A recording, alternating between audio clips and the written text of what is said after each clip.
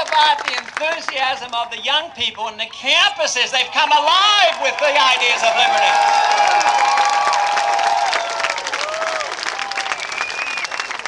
Now, I don't do any measuring about the Main Street media, but I understand that they didn't give us the best shake, that sometimes we came up short. But what they didn't know about was, you know, you 2 or 3 dozen spammers, how you could spread our message around the country. And all of a sudden, the message has been spread. You know, one of the probably most interesting and entertaining events occurred early in the campaign when I think there was somebody else on the stage, you know, I can't remember all their names. There were a total of 11, you know, running. But I think he was a mayor of a big city. That's all I remember.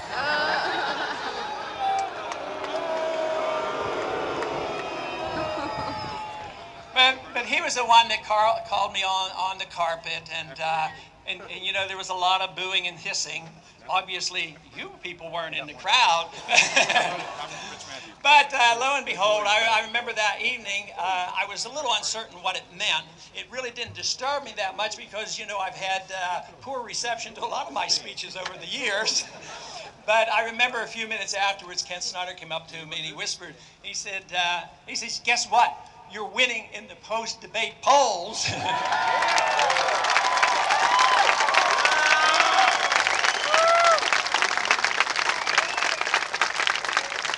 A couple of days later, one of the mayor's supporters came to me on the House floor and wanted to rib me a bit. He said, well, I want to really thank you, Ron.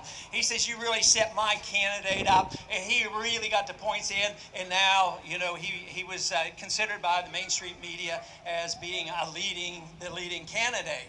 And so I said, you know, in these last few days, it's pretty interesting that due to that confrontation, I probably got more attention in those 3 days than I had gotten in 30 years because of what I did.